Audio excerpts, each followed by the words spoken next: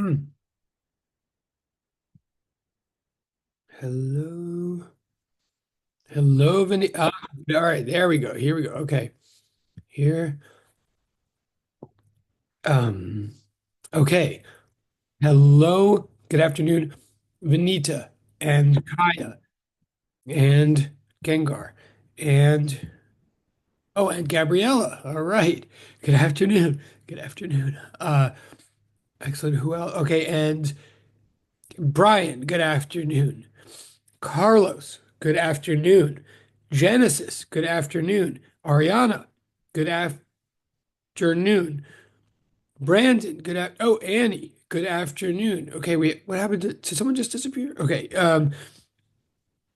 or goof afternoon. Okay, yes, and Natalie, good afternoon, if I didn't say, and Miriam, good afternoon, if I didn't. Yes, okay, okay,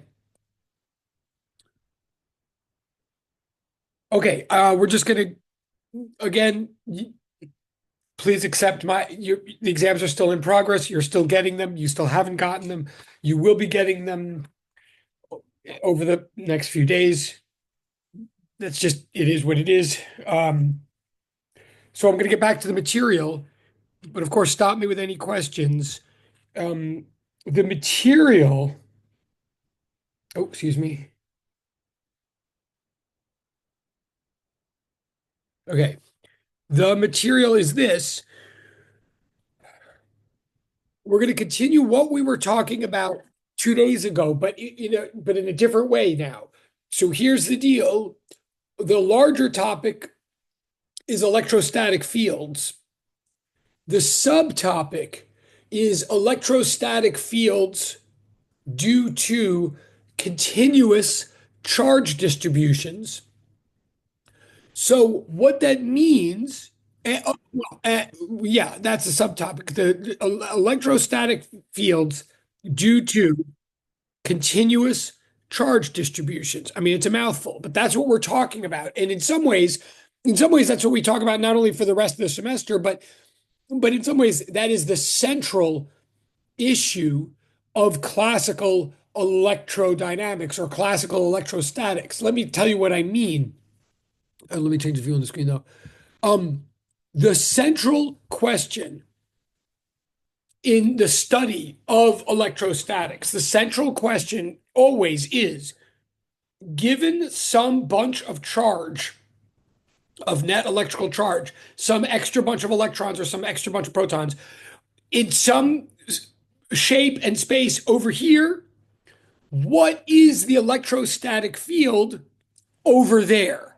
Like literally, and I'm going to say that again because it's such a simple but yet abstract question that it's worth focusing on. It is all roads lead back to that question when you're studying electricity. The question, specifically electrostatics, the question again is given some bunch of charge over here, what is the field over there? Now, let me, qualify that a bit or like specify that further. First of all, when I say what is the field over here, I don't mean in general when I'm asking that question, I'm not looking for a number. I mean, ultimately, field is a number. It's a number of newtons per coulomb pushing or pulling in a certain direction. And that is captured by a vector, arrow, or a field line.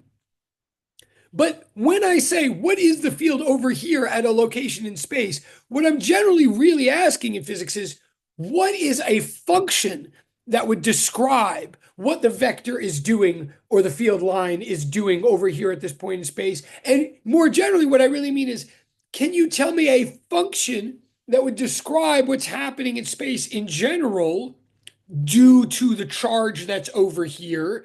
Can you tell me, can I figure out a function that would tell me in general what's happening in space, i.e., how can I picture a bunch of arrows to be distributed throughout space, or what pattern of field lines can I picture distributed throughout space due to the presence of charge over here at this location in space? So, in general, in electrostatics, we're trying to figure out what is the field function due to a particular formation of charge, of extra electrons or like extra protons over here. We're trying to figure out functions, and we picture those functions originally with a bunch of arrows, vectors, but then ultimately by sewing up those arrows in our mind and picturing field lines, right? So, in general, you name a bunch of charge over here at this point in space, and we try to figure out what the field function is in space due to that charge. Technically speaking, field is a vector valued function. Like that's what it is. The input is location, the output is a vector. But now let me go a little bit further. In some sense, if you've been tracking with me, in some sense, you might say, wait, don't we already have the answer to that question? I thought we already knew what the field function was. If you're thinking that at all, like you're definitely thinking something good. Like what we already know is Coulomb's law.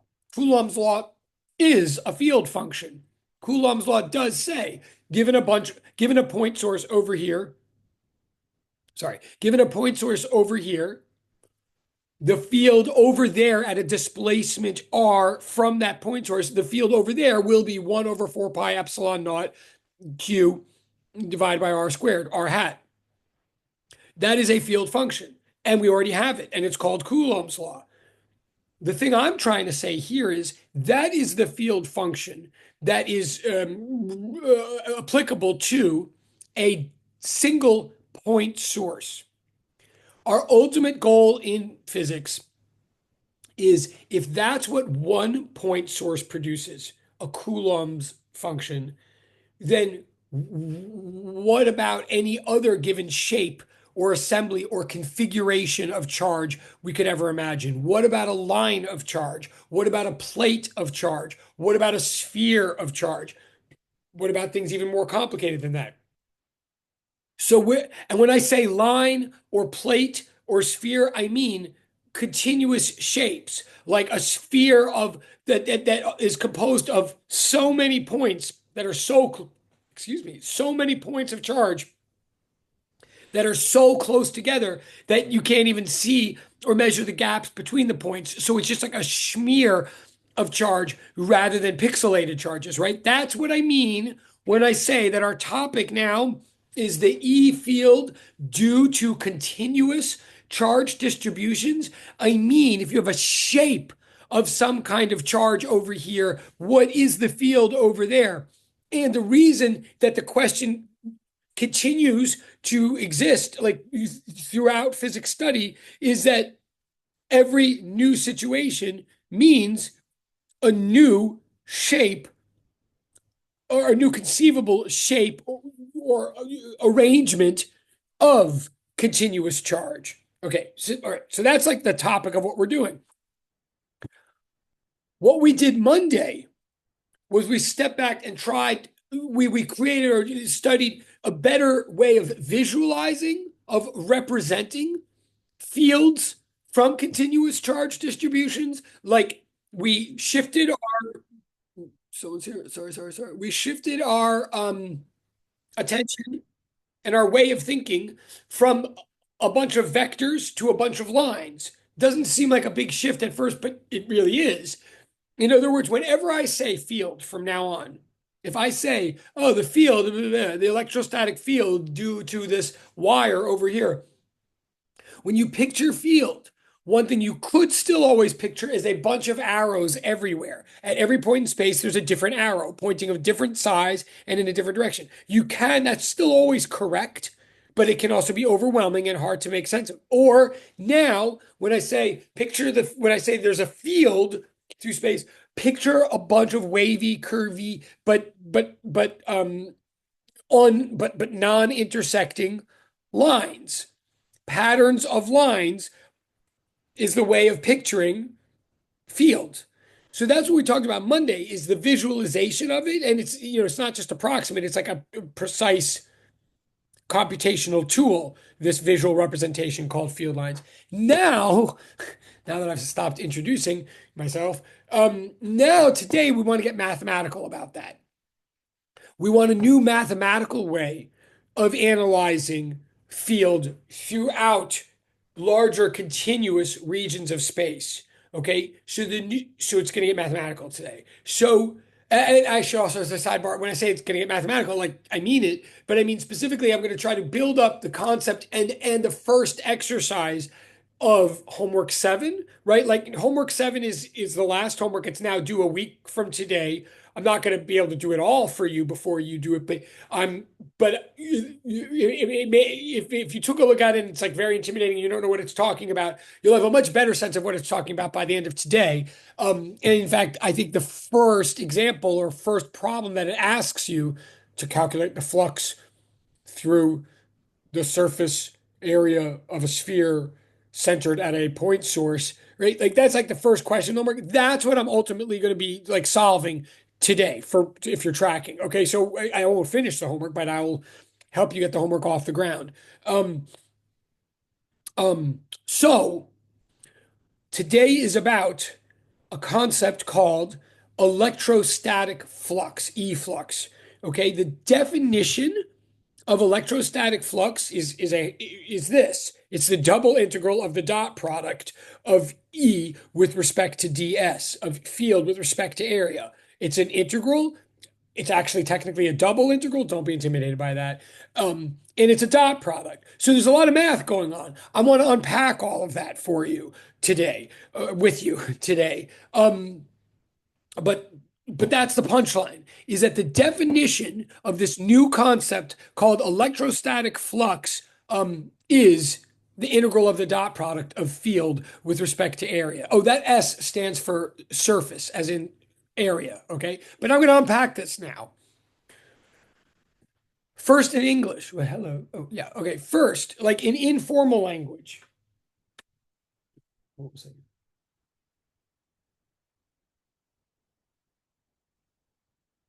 Um, Okay. What do I mean by flux? Like in general? Because there's any flux is a big concept in physics, and flux, we're applying it to electrostatics. We're going to deal with a thing called electrostatic flux, but there's a such thing called magnetic flux, there's water flux, there's wind flux. Flux is a general concept, and what it means is flow. But let me be careful about that. Flux is a Latin word that means flow. So when you're picturing flux, you want to picture flow at some level. However, I mean, at all levels. However, whenever you picture flux from here on in, I want you to picture flow through space, not flow through time. Okay, we're talking, this is called electrostatics. Still, this whole topic, everything we're talking about here. Oh, and this came up with Annie the other day. Like everything that we're talking about is sitting still right now. Even when I'm talking about flux from here on, even though it sounds like a very dynamic idea, what it means is flow through space, specifically through an area of space. And I mean area in the strict mathematical sense of two-dimensional region of space. Well, yeah, a two-dimensional region of space as opposed to a line or a solid or something.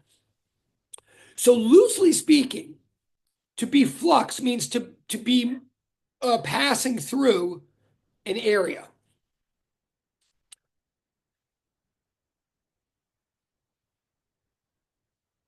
Sorry. Uh, I'm just thinking about whether I want to give you an example. But yeah, well, geez.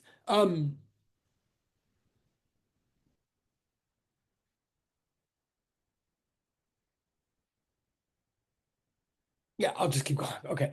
Um, okay, but let me be more specific now. Flux is stuff going through an area, but if we're going to get mathematical, it's a product. It's not a quotient. The total amount of flux of some kind is the total amount of stuff flowing times the total amount of area. I.e., if either one is bigger, then the total is bigger. So, an example, the reason I'm bumping is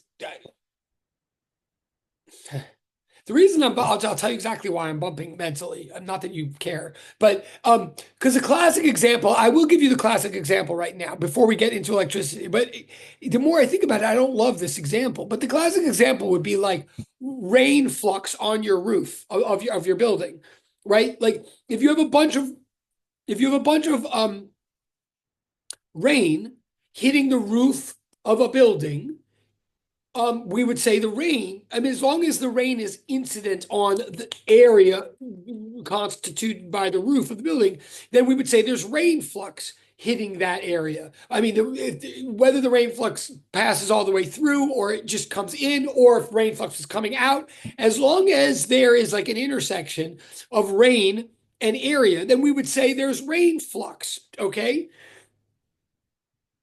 If there's a lot more rain. Like if tomorrow you have double the number of drops that are hitting the same roof, we would say you have twice as much flux. Similarly, if tomorrow the same number of drops were hitting your roof, but the roof got bigger, I don't know how that would happen, but or you measured or a bigger swath of the roof, if you looked at twice as big of a roof and had the same raindrops hitting it, that would also be twice as much flux. Okay, in other words, it's not a density thing. It's not a division. It is a multiplication. If you have no roof or no rain, then you got no flux. But if either or both get bigger, then the whole product gets bigger. Okay? Now, I'm going to say more about this example. Obviously, we want to apply this to electricity. And ultimately, we're not going to be talking about rain. We're going to be talking about electric field lines. That's where this ship is heading. Sometimes for people, it's easier to picture water first before they picture the electricity. So that's why I'm doing. But the one reason I'm bumping, I've never said this before, or never had this mental issue before. But just to be clear, the rain example is meant to be an example, just to give you an idea of picturing flux.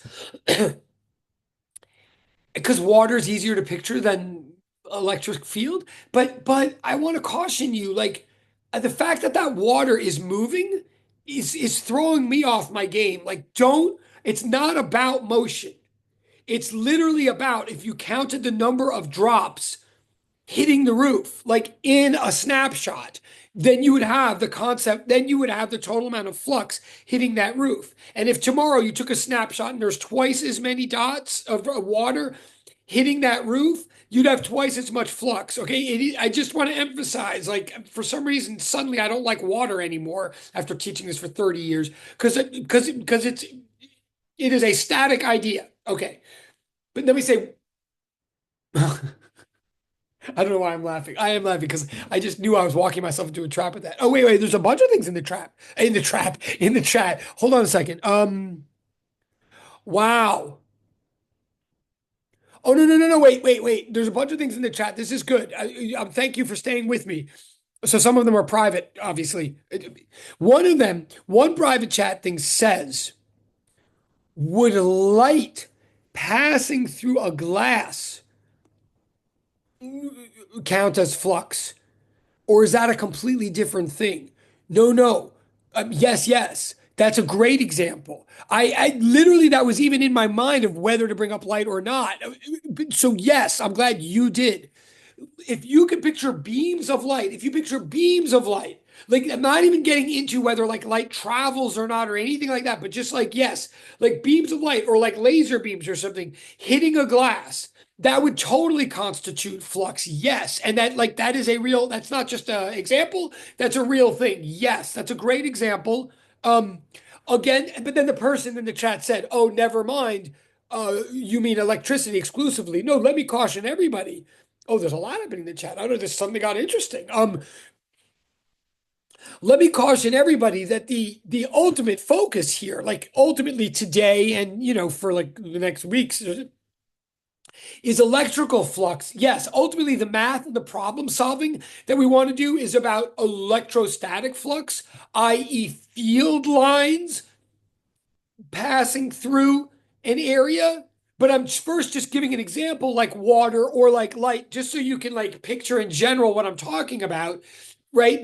So those are good examples. But you're right. My ultimate focus will be electric field lines. what we're ultimately going to be looking at is number of field lines hitting an area.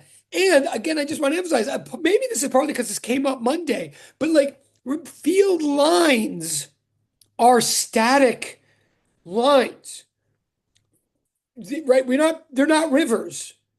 And then, and again, okay, I think you get it. I'm going to move on. But that's why the word flow, like everything we're talking about now is with respect to space, not with respect to time. Like, and that's an interesting shift in physics. It is a shift in physics. I'm getting tongue-tied for whatever reason, but not just because it's you. Like, this is a step forward in physics when we really start thinking about space as the independent variable rather than all of this attention that we have been paying to time being an independent variable. We're now shifting our concern and really looking at space. So I'm just trying to emphasize that. Now, then there's another two more things in the chat, and then Andy, I mean, two more things in the private. So someone's asking, is flux just how one thing reacts to another? Well, oh, onto another. The onto is the key word there. I want to be a little bit more specific than that. It's not just one thing reacting to another. It's really one thing hitting another. It's one bunch of things hitting a surface. That's what flux is, or possibly ultimately, usually passing through a surface. Flux is about stuff interacting with, intersecting, passing through a surface, meaning a two-dimensional slice of space. That's what it's ultimately about. And I'm going to say one more thing. Well, yeah, that's what it's about, if that helps. Now, then Annie says, is it like blood pressure? I mean, it's sort of an intimidating question because it's like a medical thing, and I so don't understand medical things. I mean, even though I've spent quite a bit, you'd think I would at this point, but um, is it like blood pressure? The way in which it is like blood pressure is that for sure the concept of pressure, excuse me, I don't understand medical things, cough, cough, cough. It's like blood pressure in one specific important respect, which is that pressure means force per area. So pressure, oh, any kind of pressure is always very much a focusing on what's happening to an area. And every time I say area in this class, I really mean two-dimensional region of space. So in that sense, it's very much like blood pressure. However, I maybe I'll leave it at that because whatever else blood pressure means, like liquids that are pumping or like moving back and forth, that I don't want to really like, like embrace, but yes, the per area part, yes. Okay. Oh, blood pressures for sure don't depend on time. Okay. But I mean, but they don't depend on time, but there's still something like happening in time, right? I really just want to really I think I'm walking into an accidental trap here. Like, I really want to emphasize like nothing is happening in time. Like, maybe I don't understand blood pressure, but I feel like well, look, I don't know. I just I respectfully bow out of any medical discussion. Okay, like I don't understand the body. Bodies live and then they die, and I can't deal with death. So I just study physics where everything is already dead right from the get-go. Okay, for good or for bad. Um, okay, no, fair enough. I see your point. I see your point. I'm just bowing out because still when I picture okay, I'm bowing out. All right, so back to what I'm really trying to do here, all jokes aside, to everybody, I'm trying to build up the concept of flux. You have a physical picture of it in your mind somehow, but I'm trying to capture all the details of it so that when you do the math, when we do the math, each mathematical detail actually like means something. So here's the next detail of the physical picture. And it may help the person who asked, is it just like one thing interacting to another? Well, the next detail is when we say flow or we say through, what we're really trying to capture is a sense of perpendicularity. Okay, that's the last important detail here about flux is that if here is my roof of my building and there's like water droplets on it, okay? Or you pick, take some snapshot in your mind of like streams of water. If the water hits like that, that is flux. If if the water goes like that, if it's parallel to the roof, no matter how much water there is, no matter how much roof there is, that is not flux. Flux means stuff incident to an area perpendicular to that area. That's okay. So to be more general about it, if there's an angle between the stuff and the area, then like we always do in physics, we're going to picture two axes. We're going to picture an axis that's parallel to the area and picture an axis that's perpendicular to the area. And whenever stuff is coming in toward that area or coming out of that area, we're going to divide that stuff vector, the direction of that stuff, we're going to divide into components. And only the component that is perpendicular to the area will count as flux. Okay? And that may address some of your questions. Like when we say that flux is flow, and by flow we mean through an area, what we really mean is stuff that is incident on the area or passing through the area perpendicular to that area. That is key to flux. So now I want to start notating that mathematically. Okay. Okay. So consider a small but finite bit of area, like a tile, a small but measurable tile of area. So it has like a delta X and it has like a delta Y. So the whole thing, maybe we call delta S, S standing for surface. Okay. So it has like, so it's like a square centimeter or something. Now, what I want you to picture is we're going to be looking at E field lines coming in toward this area or coming out of this area. That's what we're ultimately interested in, is counting up the number of field lines that come into this area. So it's going to matter how they come in, whether they come in like this or they come in like that or they come in. We're going to be interested in the angle between the area, the field lines and the area itself. So we need to be tracking the orientation of this area. We need to be able to keep track of its direction. But area doesn't have a direction. I mean, area has an orientation, but I mean, area is not a vector. It doesn't have an arrow, right?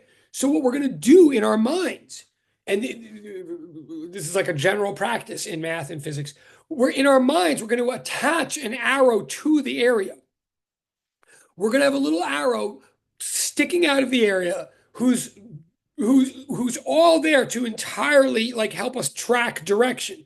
It is so it's a unit vector. It has a length of 1, but it points in a direction that is normal to the area. Remember that in math, normal means perpendicular, right? It doesn't mean average or regular. It means perpendicular, right? So we're going to attach an arrow norm to, it's called a norm, to the area, and it's sticking out of the area 90 degrees relative to the area, and it has a length of 1.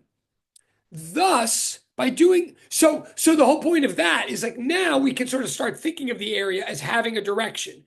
And whatever the area does, the arrow will do. If the area rotates 35 degrees, the arrow will rotate 35 degrees, right? So it's and therefore we can define a vector now. We had just a bit of area before, like a number of square centimeters. Now we have a vector, delta S vector, which is defined down at the lower right-hand corner. You see this delta S.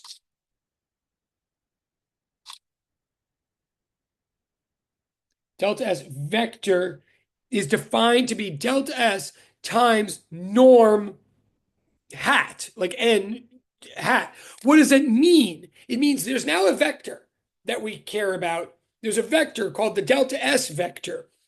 Its length is the area of that tile, and its direction is the direction of that tile. But what do I mean, the direction of that tile? I mean a direction 90 degrees from that tile. Do you follow me? So this is, I'm going to look at, I see there's something in the chat. I'm going to look in 1 second. But I'm saying from now on, if I talk about the delta S vector, I mean a vector that is intentionally attached to my area. The size of the vector represents the size of that area, and the direction of the vector identifies the direction of that area. But notice, by definition, the direction of that. If I say, in other words, the arrow is pointing straight up. That means the face of the area is pointing straight up, right? Like the area is literally horizontal. If I say the direction of the area is vertical, that you have to get used to the fact that that means actually it's sitting flat because the directional arrow is always doing something perpendicular to the area itself. Just because because that's the easiest place to put an arrow. I mean, there's other reasons too, but that's the main like we couldn't. You don't want to stick an arrow out coming out from one of the edges because like what if the area is infinite? You can't even find an edge. Okay, so from now on the delta S vector is delta S times norm hat. No, yeah. So n is a vector normal to the line made by any 2 points on the area. Yes, 100%. Good. Yes. Okay. Now, what do we do with that? So now we say, pardon me for a second.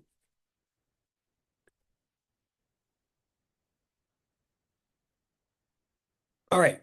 What my illegible handwriting says is with this way of treating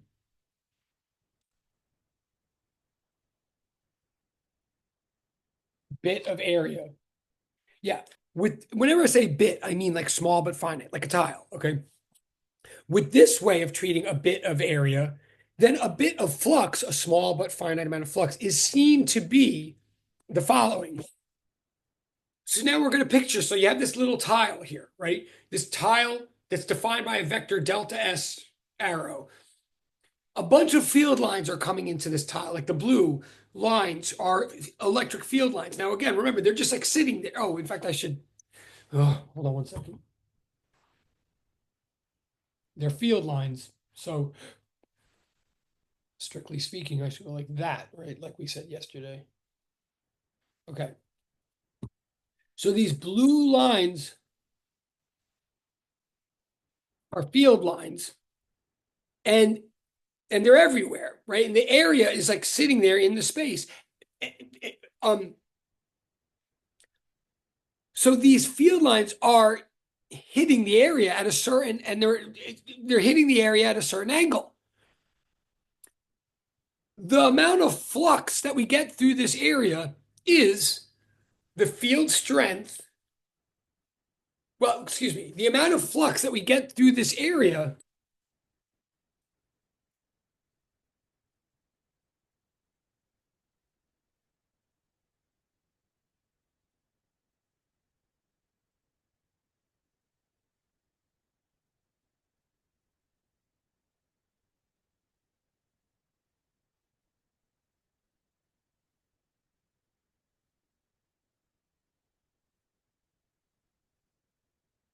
the amount of flux that we get through this area is the component of field that is perpendicular to the area times the area itself, right? Only the component of the flux that hits the area perpendicular to it is what's counted for the flux.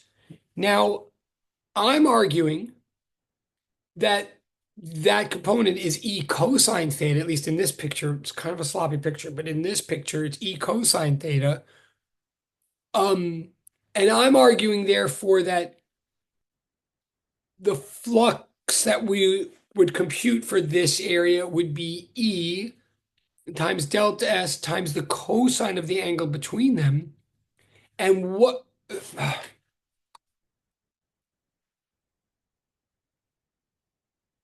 and if we do the magnitude of E times the magnitude of delta S times the cosine of the angle between them, that's called doing a dot product. That's the dot product of E vector with delta S vector. Like we've seen this kind of thing before.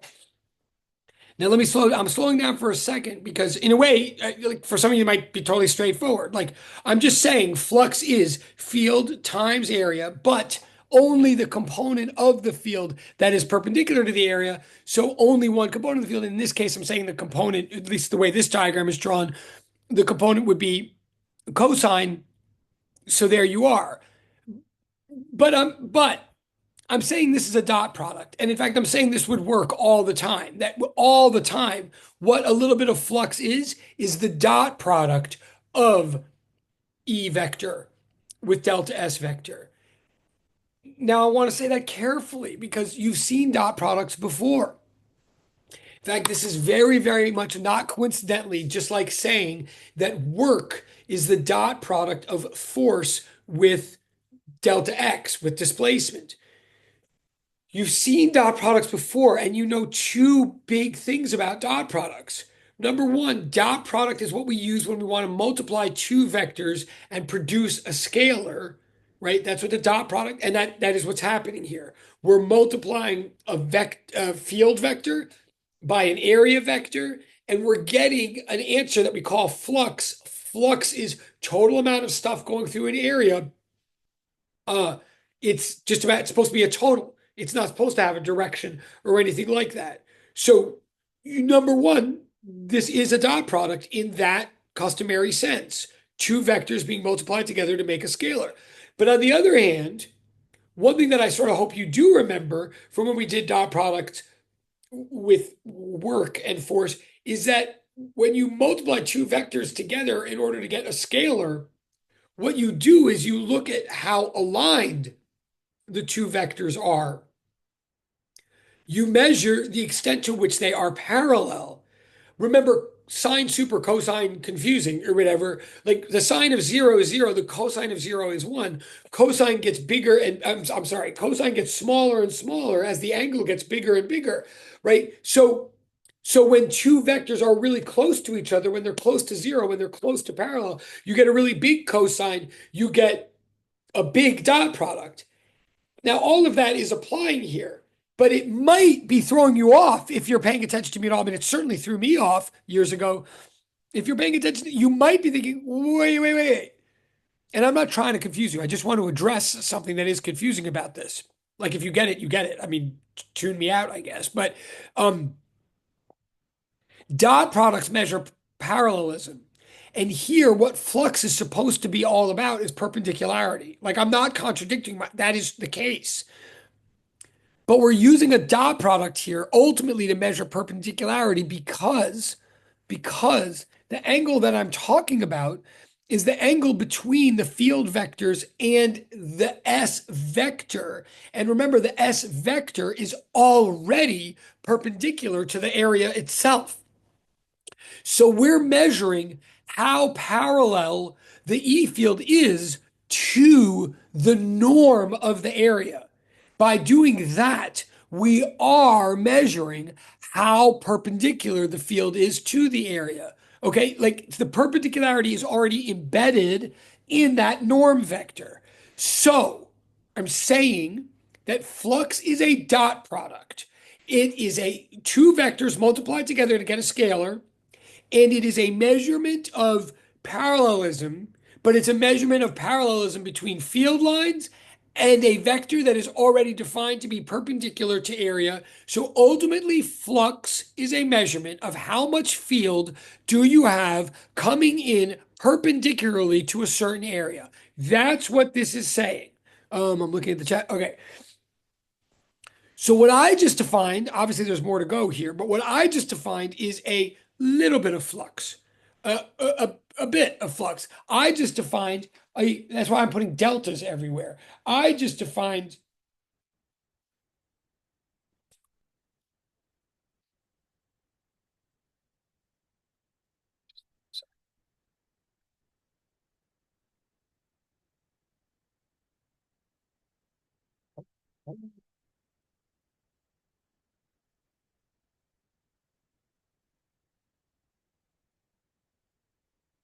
Okay.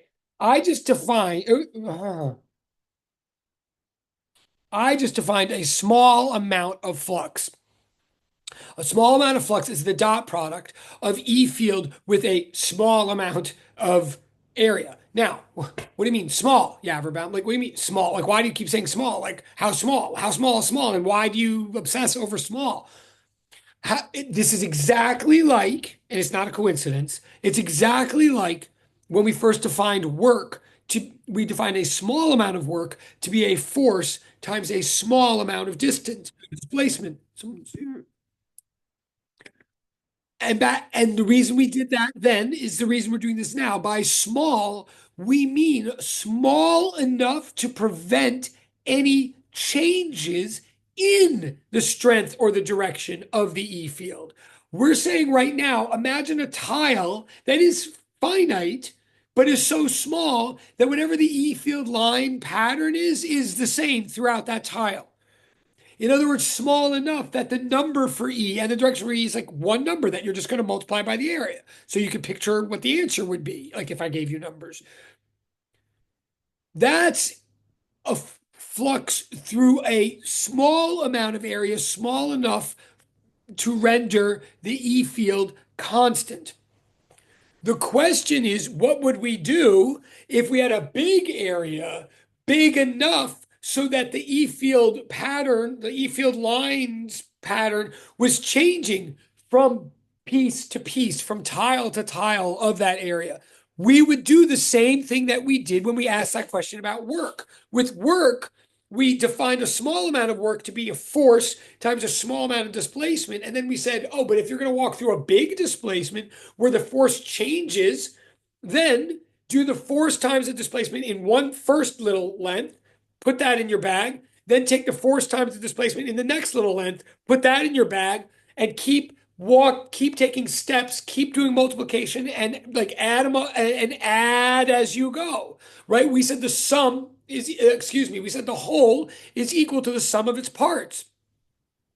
And that's what we're going to do here. We're going to say, fine, if you want, if the field is changing throughout some big area, then do this field area product one tile at a time and add up all the tiles until you get the total amount of field times area. But just like with work, we realize, usually in life, things change continuously. They don't usually change in chopped up quanta, right? In other words, it's very unlikely that it's literally like at this tile, there's one field line. And then at this tile of 1 square centimeter, there's two field lines. And then at that tile, there's three field lines. Like that's not likely. What's likely is that there's a smooth, continuous variation in the field line pattern that no matter how small we make the tiles, we can't capture strict constancy. So what do? We take the concept of the sum to the limit, right? This is exactly what we did when we tried to calculate the total amount of force times displacement throughout some large displacement for which force was a continuously varying function of displacement. In other words, we shift from the discrete sum, we take the discrete sum to the limit, and that becomes the continuous sum of products, which we call the integral. Right? This is like a quick review of like where integrals ever came from into our life in the first place. And the most vivid place to see them, I think, is in the work integral.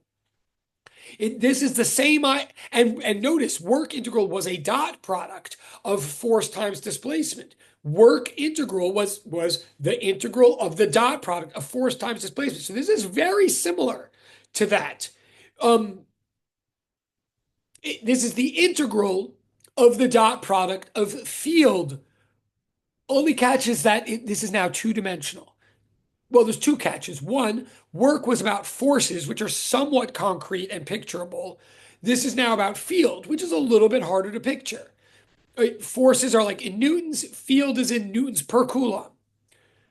But it's a dot product and it's being added up throughout a whole region of space. The other difference is that work, we added up the dot product throughout a one-dimensional region of space. We walked along an x-axis, adding up dx, dx, dx, dx as we went.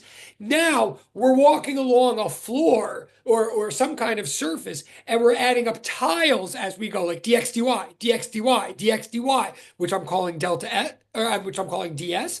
right? So when you take a delta to the limit, you get a D, so to speak, right? That's why. So, we had E dot delta S, but now we're taking that to the limit. So it becomes E dot DS, just like, this always happens in calculus. And this becomes technically a double integral. That's a notate. Don't let that intimidate you or change like the way you approach things. It's a double integral because strictly speaking, what we're really doing is integrating along X and then making a right turn or whatever and integrating along Y. Like it's really an integral times an integral.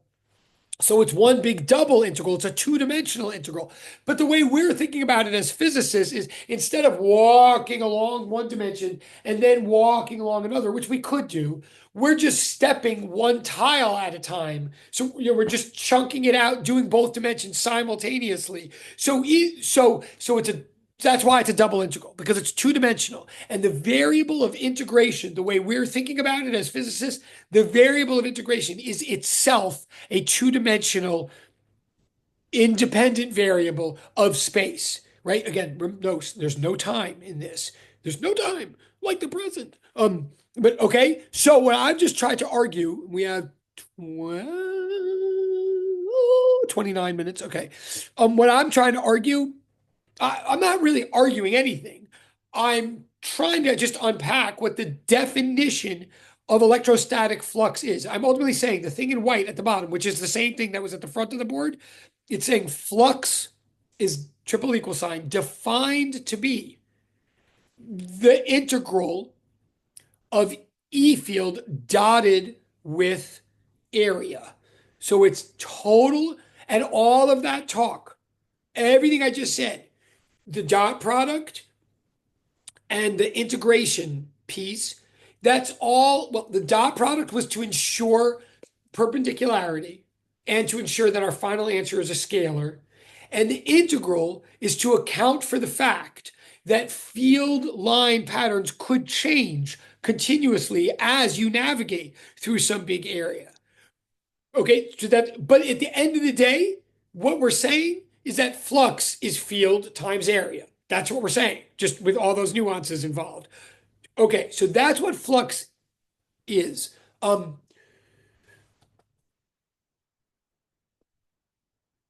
Yeah, and every time I say field, I mean like field strength, like how strong is the field.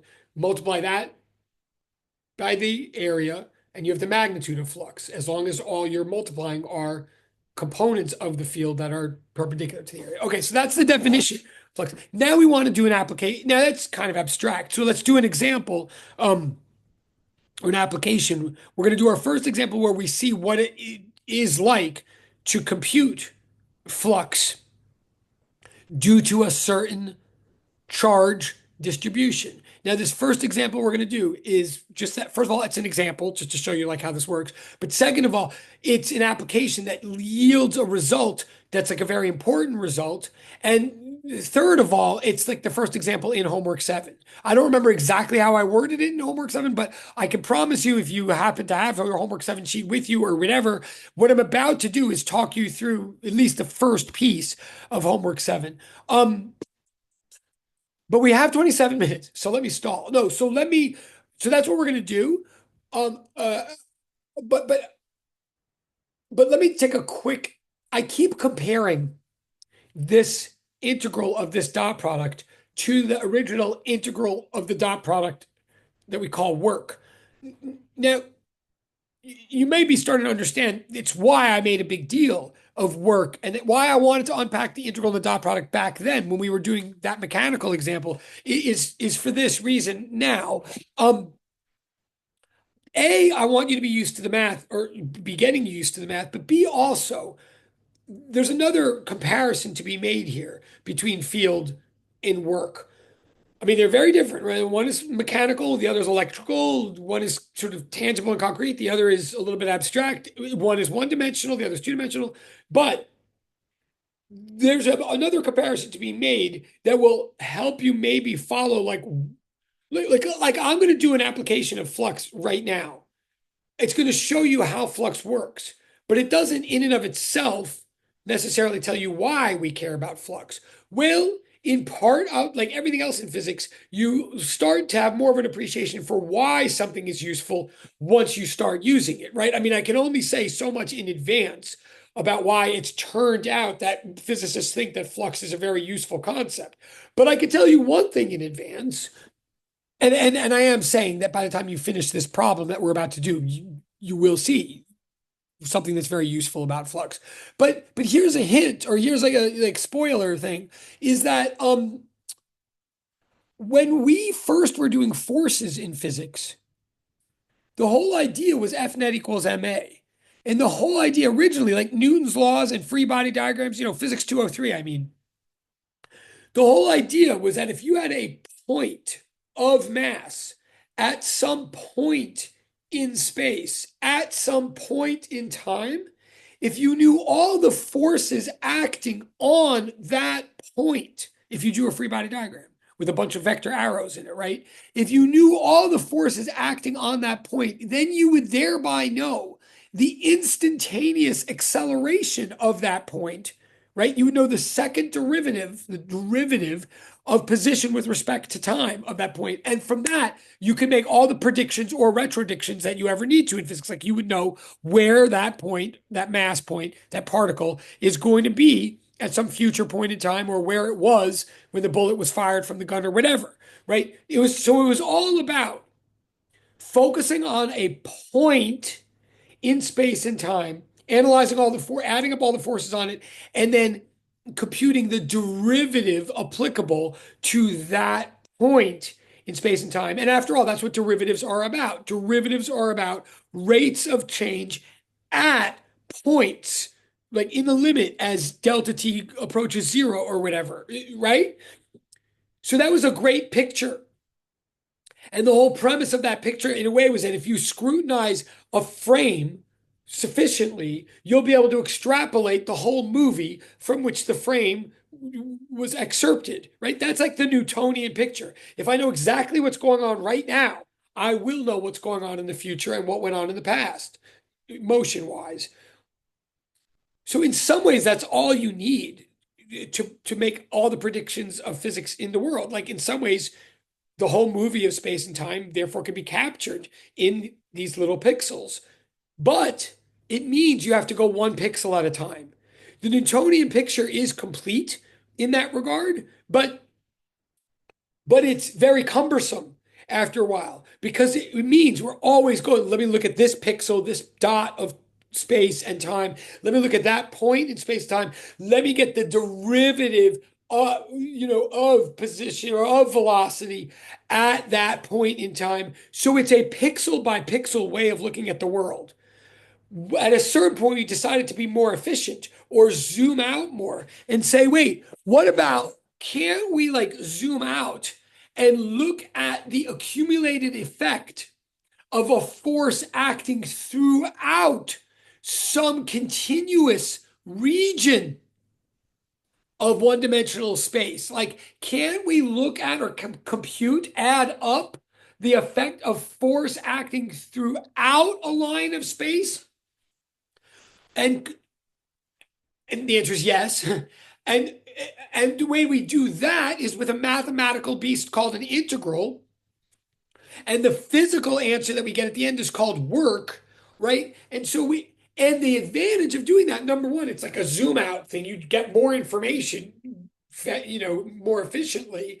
But also, once we started looking at work, looking at the integral of force with respect to space, rather than the derivatives of position with respect to time, once we integrated with respect to space, we then notice things like when you do work on an object, you transfer energy to it. And energy is this quantity, this measurement that seems to be conserved, that seems to remain constant, even while many other measurements change, right? So when we moved from a derivative picture to an integral picture, when we took force and we dotted it with some region of space and then integrated that, we ended up sort of discovering or constructing this concept called energy, which remained the same even while other things didn't. So it unlocked a whole lot of problem solving power and a whole lot of predictive power that we couldn't really access, certainly not as efficiently when we were going pixel by pixel. So what I want to argue with 21 minutes left is like that's what's happening now with us. We're studying the electric field.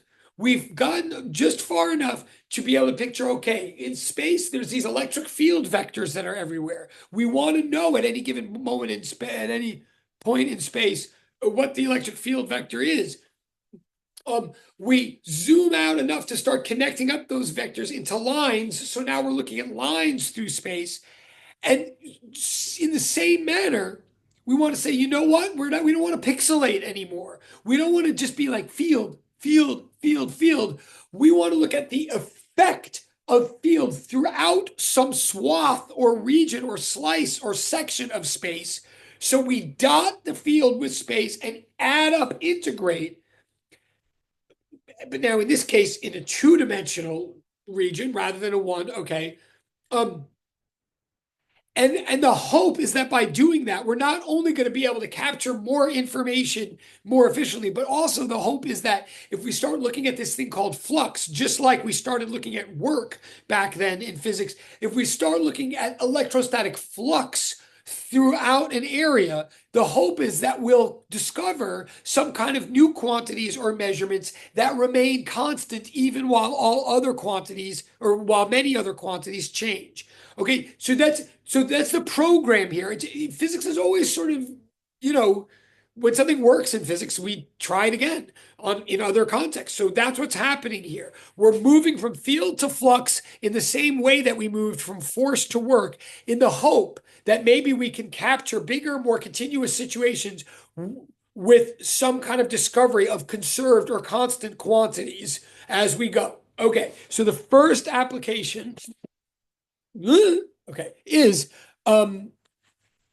the one mentioned in homework 7. Now, join with me in getting abstract here. We're going to consider a point source, a positive point source Q. So it's like a dot, like a proton in the lab, kind of like we've been doing for like weeks. You have like a dot of charge, of net charge somewhere in the lab. And then I want to have you picture a sphere of radius R centered at that charge and surrounding that charge. A sphere of radius r. I'm asking you to picture that space, that spherical globe-like space surrounding the charge. So I'm not saying that there's any material there. I'm not saying there's anything solid or anything like that. I'm just saying let's talk about the space surrounding the charge. Because again, field is always about like what's happening in space. Um, so the question we're going to ask ourselves, I mean, I'm not asking you, I mean, I am asking in the homework, but I'm going to do it right now to get us off the ground. The question is, what is the total amount of electrostatic flux passing through the surface area of that sphere, radius r, surrounding the point source? Okay, so it's our first flux example. What's the flux passing through the area? What area? The surface area of the globe centered at the point source. What globe? The globe that you're picturing in your mind. Bef That's the question. And you should really stop me. I mean, it's an abstract question. So stop me if there's something like weird about. I mean, there's everything weird about it, but stop me if there's something confusing about it. One thing I want, and the diagram is a little overwhelming because I sort of added. All I'm asking you to picture right now is like what's in blue of the diagram. Basically. But one more bit of vocabulary that I have to introduce, or one observation I have to make before we solve the problem is, like I kept saying, flux is field through area. So we're going to compute the total amount of field, the total number of field lines passing through an area here. Now, the area we're talking about here is an area of space. Like I warned you, it's just a region of space. But the area is a closed area or a closed surface, if you like. Like I want to be clear. The area that I'm talking about is that top layer, that skin layer of the globe that you can picture in your mind surrounding point source Q. Um, it's what English speaking people might call a surface area, right? Like it's not this kind of area, it's this kind of area. It's still an area. It is definitively an area. It's measured in square centimeters or square meters or whatever, right? But it's just that the square centimeters are bent or warped around some kind of solid ball, and they happen to like be touching each other. It's closed in the sense that you could walk, if you were like a little mosquito walking around this area, it'd be like a human being walking around the surface of the earth. Like you never fall off, right? There's no edge to fall off of, but it's still an area. And if the globe is big enough, it certainly looks like an area.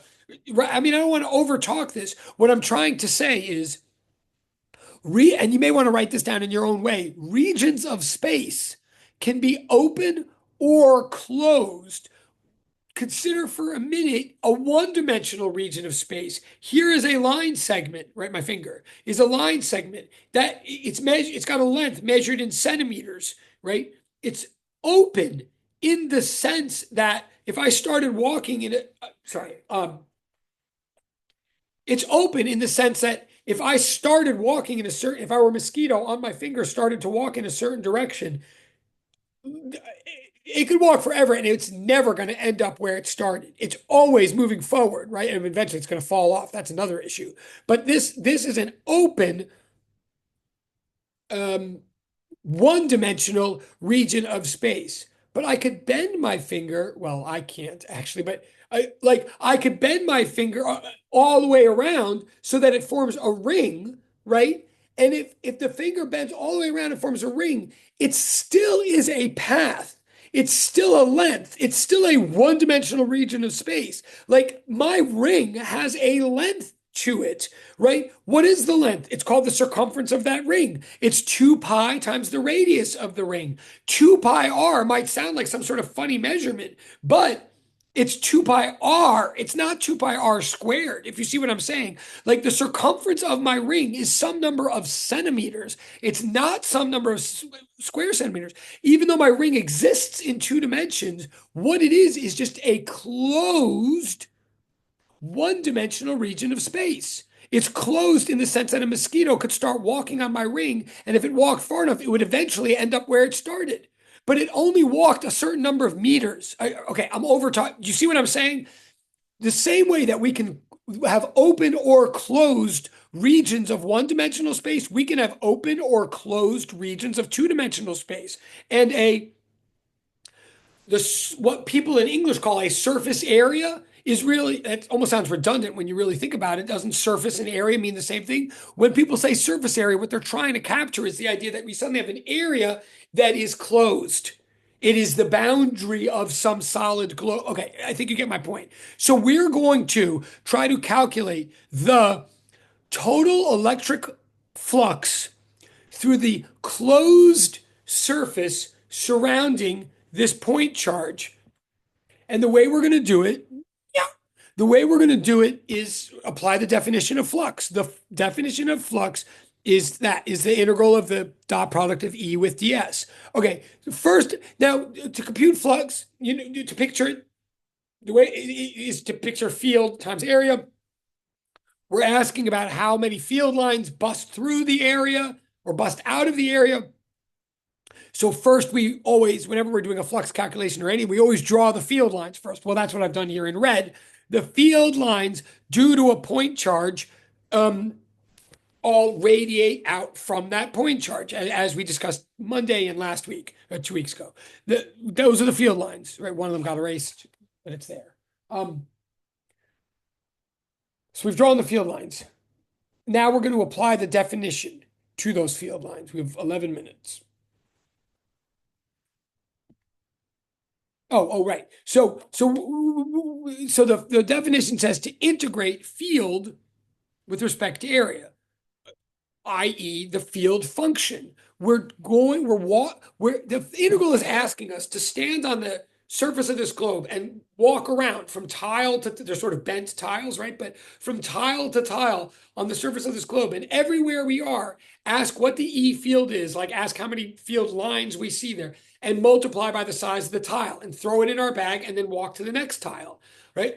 So we need a function for E to integrate with respect to ds. Well, there's only one function we know, the function for E field that is produced by a point source, i.e. Coulomb's law. I think I said this at the beginning of the class today. So we're using Coulomb's law. That's what we're going to plug in for the field function in the integral. So we're integrating 1 over 4 pi epsilon naught q over r squared r hat dot ds vector. Okay, that looks like a lot. It looks like a lot, but it's not as bad as it looks. First of all, a bunch of those things in the integral are constants with respect to the integration variable. The integration variable is ds. Again, that means a little bit of surface, a little tile. We're walking from tile to tile asking what is going on with the E field.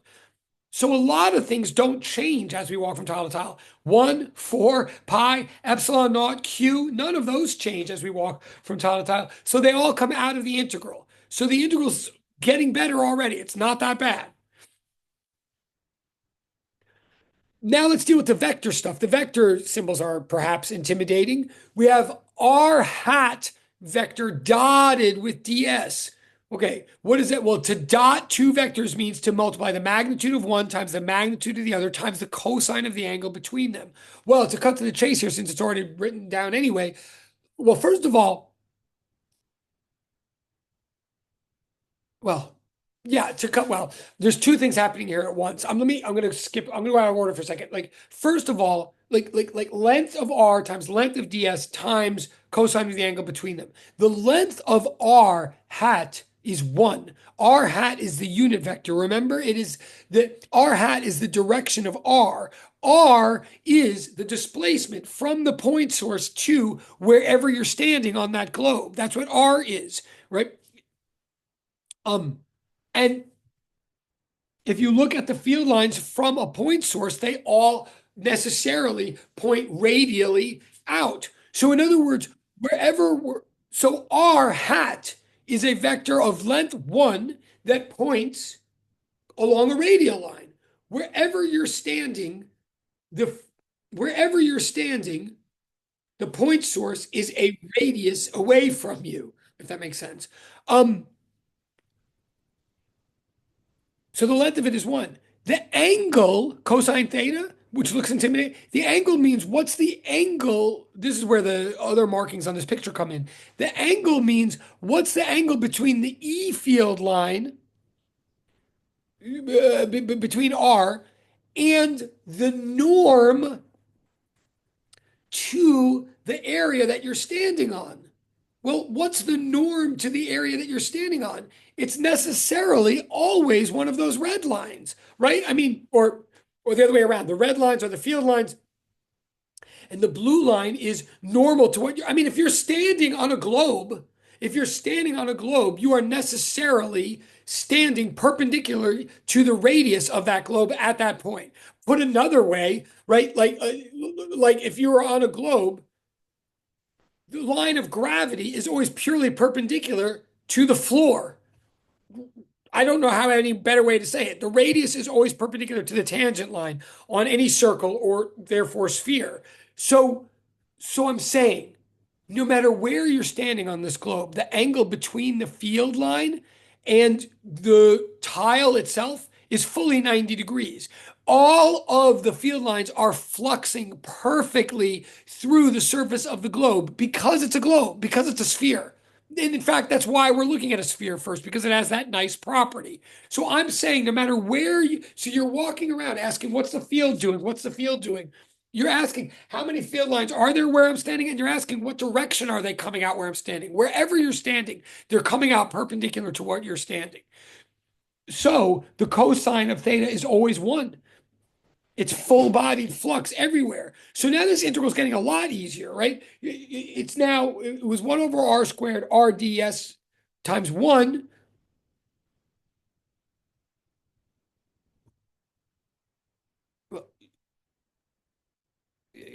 Um,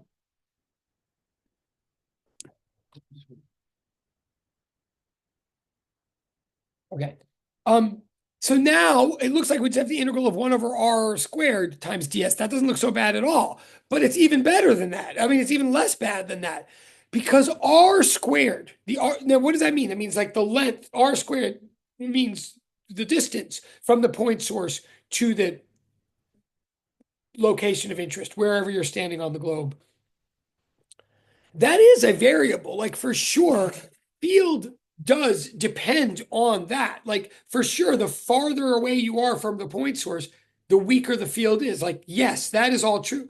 But but but that R does not vary with respect to ds. What I'm saying in English, ds is the variable of integration.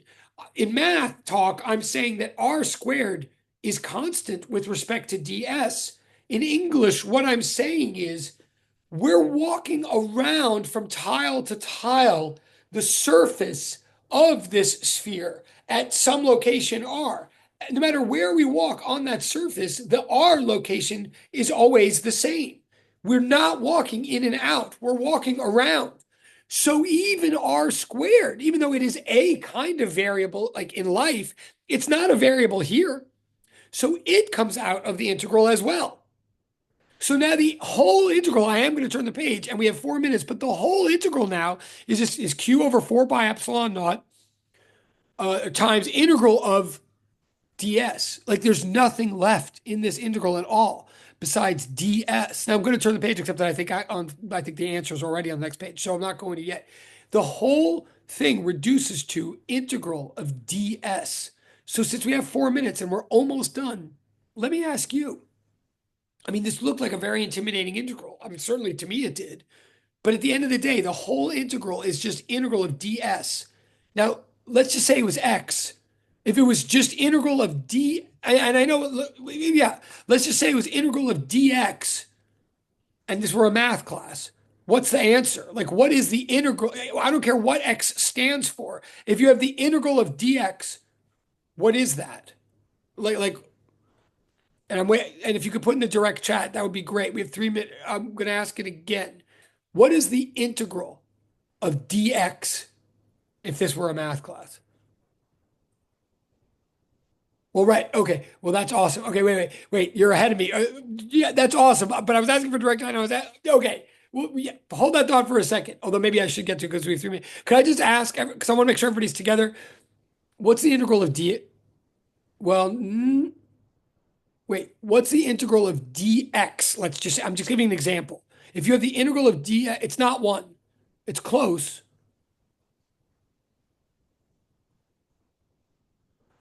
And you could do it by rules, or you could just do it by thinking about it. Like the integral of dx yes, okay. And that's if it's indefinite. Yes, it's x. And I'm not worried about the plus c for the moment, but yes, it's x. Like just to repeat what Andy just said, but let me make sure everybody, in general, if you have the integral of dz is z, meaning integral of dz means add up a whole bunch of little infinitesimal sections of z, add them all together, and what you get is the total amount of z, right? That's in general what integral means, is add up all the little slivers of it. So the integral of ds would be s, where s is the total surface area of this entire globe. Like ds is a little tile of the globe. All of S is the total surface area, and the surface area of a sphere is 4 pi r squared. This is the last page. This is the last page, so I'm going to slow down for, I mean, and this is the answer. But what I'm saying is a couple of things. Well, the top, the integral that we want is just the integral of ds. That means the total surface area under discussion, the total surface area of the sphere. Now, you might or may, the surface area of a sphere you might or may not have memorized, but you've definitely learned the volume of a sphere is like 4/3 pi r cubed. Notice there's a pi in it because it involves circles. There's r cubed in it because it's volume. That's volume. It's r cubed, three-dimensional. The surface area of a sphere is 4 pi r squared, not coincidentally. And if you think there's a connection between 4/3 pi r cubed and 4 pi r squared, you're definitely realizing something. But what I'm saying right now is whether you've memorized it, like memorize it now. The surface area of a sphere is 4 pi r squared. So I plug that in, and this is Annie's point, and we're just about done. I plug in 4 pi r squared, and then look what happens, she's saying, and she's right. The 4 pi's cancel, the r squareds even cancel. And at the end of the day, the flux through this sphere is just after all this complicated thought, the answer is so simple. It's just the charge, and I know it's 420, divided by a constant. And what that means in English is, at the end of the day, the total amount of flux through the sphere does not depend on the size of the sphere. If you had a really big sphere, you'd have really big area, but you'd have really weak field. If you have a really small sphere, you have really small area, but really strong field. And the field gets weaker and weaker as you spread out at exactly the same rate as a sphere gets bigger and bigger. And this is a very important result. So flux remains the same regardless of the size of the enclosing surface. This is a big hint as to why we care about flux, but this is also the end of class. So, and it's also, that's the end of the one exercise in the homework. Okay. So have a lot, you'll get more exams back. I promise. Have a great evening.